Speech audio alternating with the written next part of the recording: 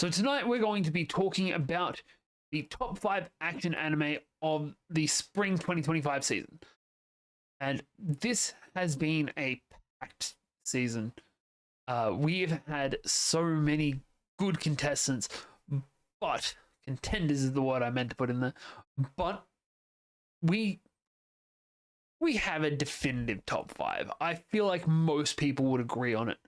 And if you want to help me make more things like this, don't forget to hit that thumbs up, ring that bell, and give me a sub. But we're going to go into our number 5, which this season is My Hero Academia Vigilantes. This show looks so much better than the original because Bones Films does so much better work than just normal Bones. And I love that this show is all about intelligently using your powers or lack thereof. Actually, not so much the lack thereof. Because this show we have the Crawler, Knuckle Duster, and Popsep, I believe is her name. I try to ignore that she exists most of the time because no. The Crawler has the ability to slide along the ground, except that's not his real power. We'll get to it. We get to see him being the nice guy who goes around the neighborhood collecting trash, doing random chores for the people that he lives around. Until one day, some empowered thugs try to beat the shit out of him, and Knuckle Duster jumps out from on top of a building and lands on a pile of trash because he has no quirk that's going to stop him from taking fall damage. And he thoroughly beats the snot out of them. Because it works. We get to see a lot of familiar faces pop up, like Miss Midnight and Speedy Gonzalez, whose name is escaping me. We get to see Aizawa, and we get to see some new guys like Captain Celebrity, who honestly sucks. We get to find our antagonist of the Bee Girl, who I can't remember her name, but she becomes real interesting later on. And we get to see the fun that comes in this found family story, because that's what this show is actually about. It's trying to teach us how found family can help us fix the problems that actual family have caused. If only they would stop putting 14-year-olds in miniskirts and having them bounce around so they're constantly being upskirted. But we're not here to talk about that tonight. We're here to talk about this and a number 4 slot, which is Go-Go Loser Ranger. This show is just hype as shit. It is kind of brain rot hype, but it is still hype as shit. We get to see constant fights between the monster kings or monster bosses who are not actually dead and the rangers. We get to see some pretty dope pseudo-magical weaponry get used while they're at it. Whether it be a faceplate that lets you bite through basically anything, or a little mechanical gecko that sends video feedback to you. We also get to see what happens when multiple of these boss monsters' DNA is injected into the same person, and we have to starve those fuckers out. Or, hell, what happens in the end when all of our monsters come together to help save humanity, which, hell, if nothing else, these monsters are real good at building bridges. On to our number 3 slot, which is Fire Force.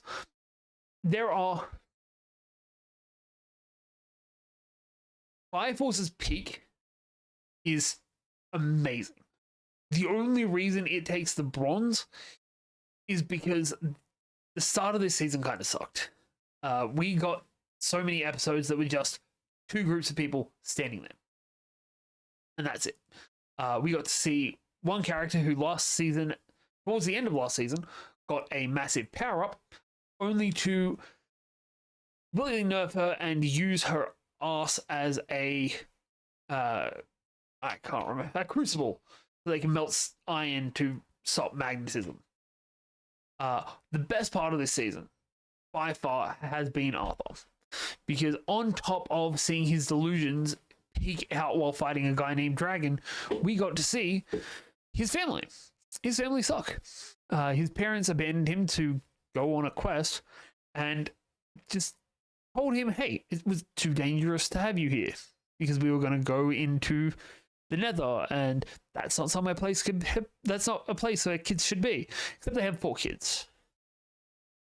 But we also got to see him go on his delusional quest to find orichalcum, which is what he led him into the Nether, and it was so much fun to watch. And Shinra did a couple of things. He punched Leonard Burns so hard that he basically coughed up a lung, and his doppelganger had to come kill him. Yeah, a lot of this show was just kind of You know what's not Windbreaker. We got to see so much from this show, which started out as just, we're gonna have 2 solid episodes of just beating the crap out of Keel, which I still want that hoodie. The Keel outfit looks dope, but it made a swift right turn into, hey, we're going to have some trans representation, or at the very least, some off-trans, like some drag representation, because the character that is commonly referred to as trans in this show by the community, not by the show, is still Mask, but they like to dress in female clothing, which puts them into the drag category, not the trans category. But also, hey, there's nothing wrong with liking to wear skirts and having weird colored hair, obviously. I really wish I was wearing a skirt right now so I could help boost up that joke, but I don't have that kind of prep behind me.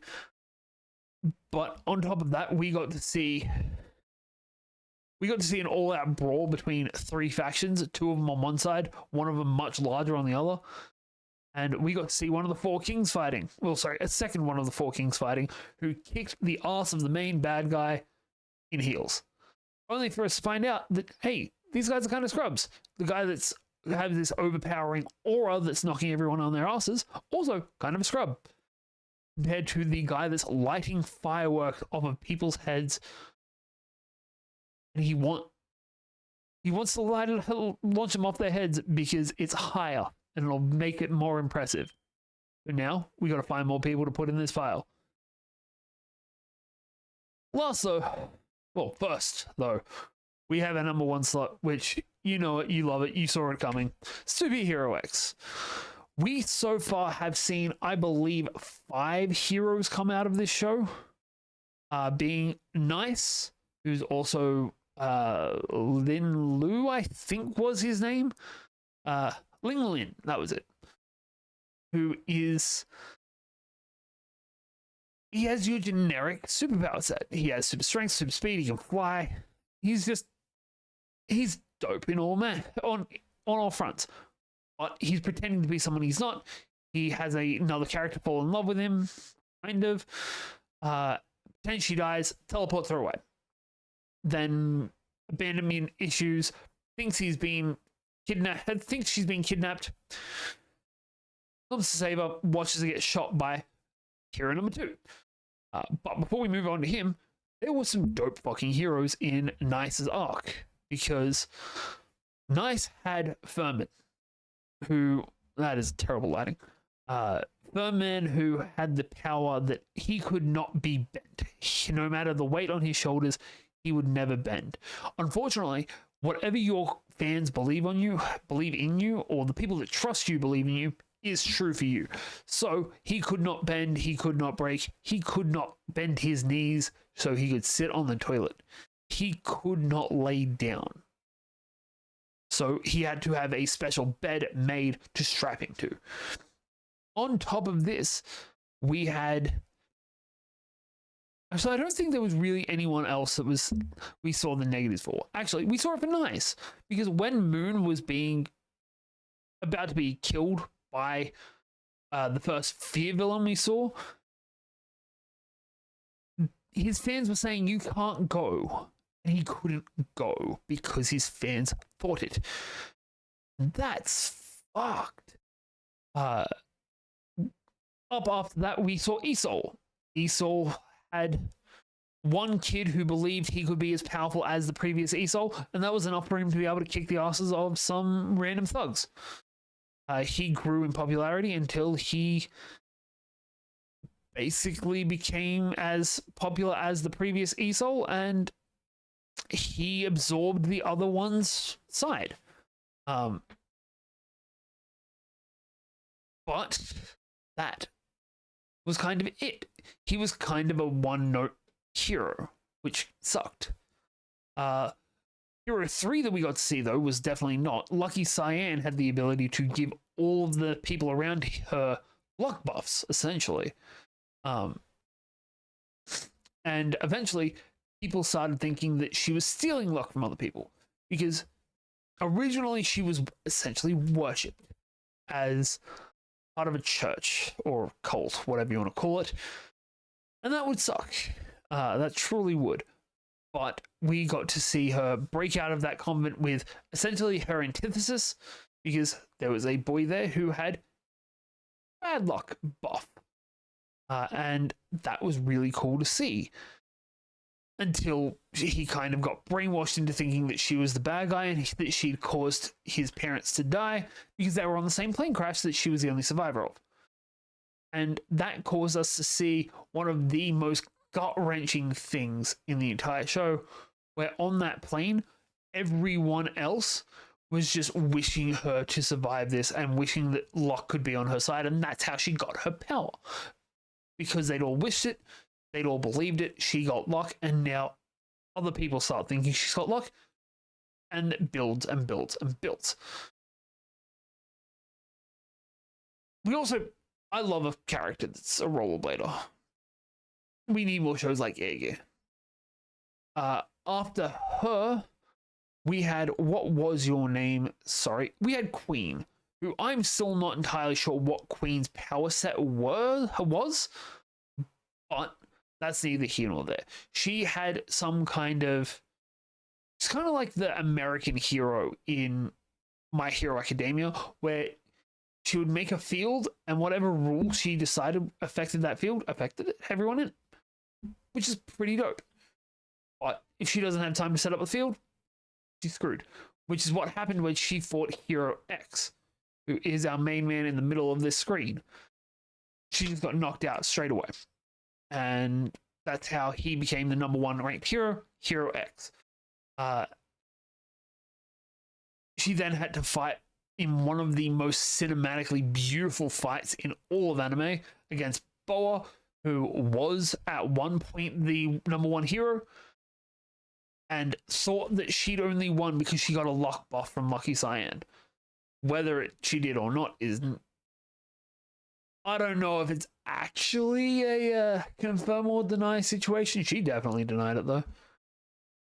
But yeah, that fight alone is definitely worth watching this show for. And last up for the final episode of the season, because this is episode 13, and actually that would have been the last episode of the season.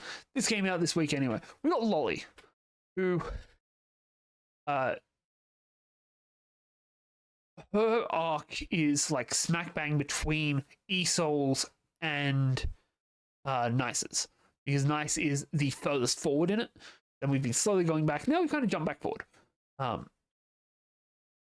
She got tired of everyone thinking she was cute, and we got to see an actual great representation of how the power system works in this, because she had her hair tucked up, she was in the gym looking kind of buff, looking intentionally masked, and she was lifting weights. Then her hat fell off, hair fell down. They thought, hey, this is a cute girly girl, and her strength dropped. She decided to try and get away from this belief of being cute by wearing a bunny mech suit, because that's a great way to do it, and making friends with other mechanical engineers. Yeah, telling Ahsoka to fuck off, who's obviously the other guy that's working in the lab with them. Yeah, that was To Be Hero X. I've ranted about that show for long enough. That's the action show for the shows for the season. But what was your favorite? Let me know down below.